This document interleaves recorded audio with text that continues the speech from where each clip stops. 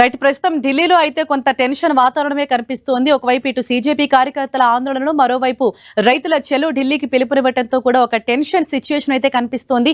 Overall updates తెలుసుకుందాం. ఢిల్లీ నుంచి మా ప్రతినిధి గోపీకృష్ణ మనకు అందుబాటులో ఉన్నారు. రైట్ గోపి, ప్రెసెంట్ ఢిల్లీలో ఎటువంటి సిచ్యుయేషన్ కనిపిస్తోంది? అంటే ఇంకా కూడా అక్కడ ప్రొటెస్ట్ అనేది కంటిన్యూ చేస్తూనే ఉన్నారు. మరోవైపు రైతులు కూడా చెలో ఢిల్లీకి పిలుపునిచ్చారు కదా. సో ఓవరాల్ గా ఏంటి అప్డేట్స్?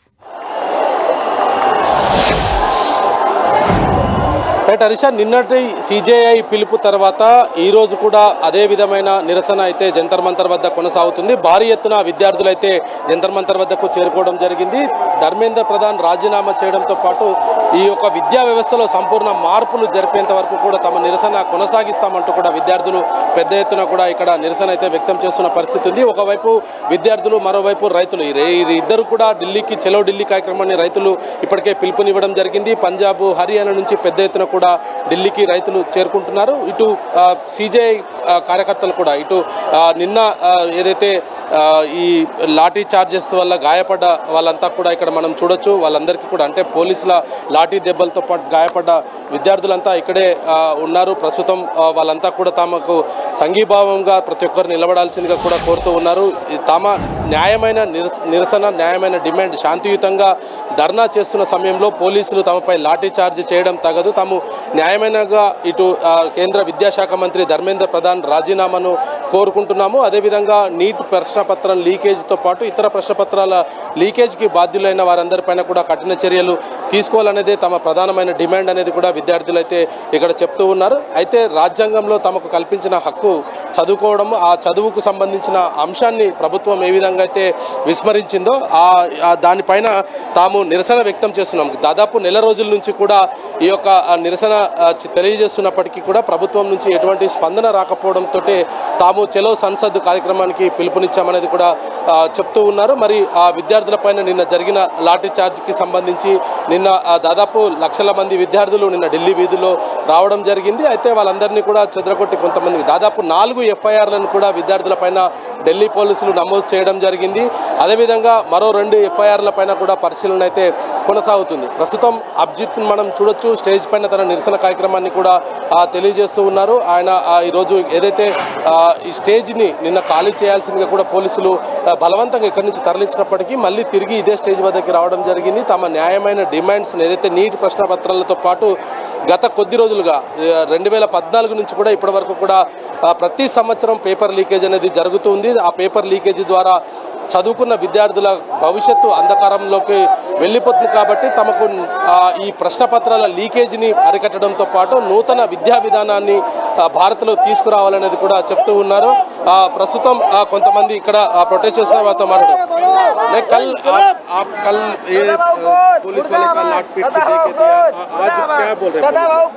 हमने कल पुलिस वालों की लाठियां झेली है, लेकिन अब हमारा जो आंदोलन था, वो प्रोटेस्ट था, वो शांतता के मार्ग से, गांधी जी के अहिंसा के मार्ग पे चल रहा था. वो हमें मजबूर कर रहे हैं भगत सिंह के मार्ग पे जाने के लिए. हम शांतता के मार्ग से आंदोलन कर रहे थे. किसी के हाथ में कोई भी ऐसा वेपन नहीं था, लाठी नहीं थी, पत्थर नहीं थे, फिर भी उन्होंने हमारे लड़कों पे कल डंडे बरसाए हैं. लड़कियां देखी नहीं है, उनकी छोटी छोटी बच्चियां 12 साल की, 16 साल की लड़कियां जो अंडर एज थी, उनके ऊपर भी लाठी चार्ज मारा है.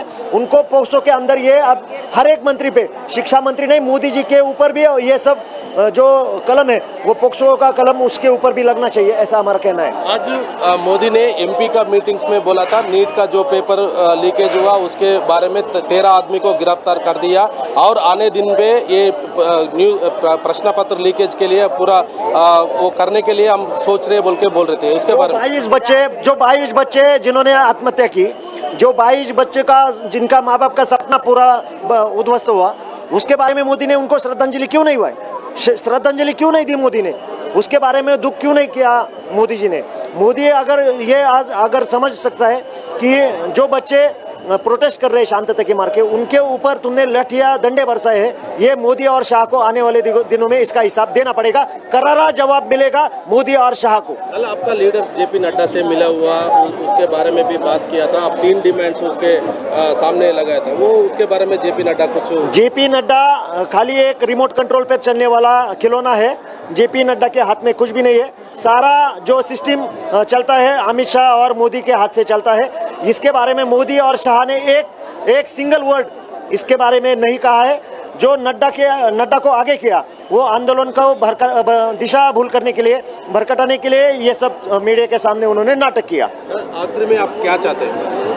हमारी एक ही मांग है, पहले से शिक्षा मंत्री का इस्तीफा हम मांग रहे हैं। तुम अगर हमारे बच्चों का फ्यूचर, जिस परीक्षा के ऊपर हमारा बच्चों का फ्यूचर डिपेंड है, वो पेपर अगर तुम नहीं लिख सकते, तुम उस रोल के लिए तुम पात्र नहीं हो, लायक नहीं हो, तुम्हारी वो नीयत साफ नहीं है, तुम अपनी खुद आके इस्तीफा दो, हमारी यही मांग है। सर यहाँ पे अभी आप सुबह से देख रहे हो, तुम सब जो मीडिया है वो कवर कर रहे हैं। नेशनल मीडिया इधर कैसे कैसे कवर कर रहा है, जो पुलिस को मार रहा है वो दिखाता है, हमें मारा ना वो नहीं दिखाता उसको। यहाँ पे टॉयलेट नहीं है, यहाँ पे पानी पीने के लिए नहीं है, तो प्रोटेस्ट करना हमारा अधिकार है ना।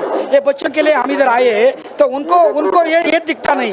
और संसद में क्या बोला है उनके, पीएम सुरक्षित संसद से बाहर निकले, उधर सुरक्षित नहीं है पीएम, संसद में सुरक्षित नहीं है, तो सुरक्षित कहाँ है? ये आ जाओ, ये हमारे मांगे पूरे करो और आप सुरक्षित रह जाओ। अगले बार आप सुरक्षित नहीं रहोगे, याद रखो। पुलिस धमका रही है, अभी भी पुलिस बाहर धमका रही है कि 163 धारा लगी है। अरे 163 धारा लगाओ, नहीं तो कुछ भी लगाओ। तुमने हमारे बच्चों को जो मारा है, इसका करारा जवाब तुमको हम देंगे, तभी हम यहाँ से हटेंगे।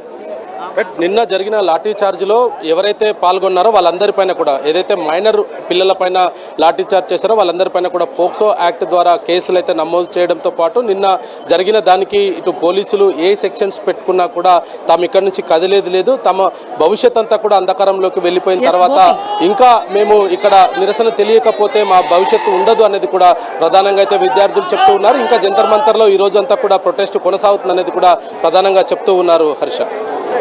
Right, thank you Gopi.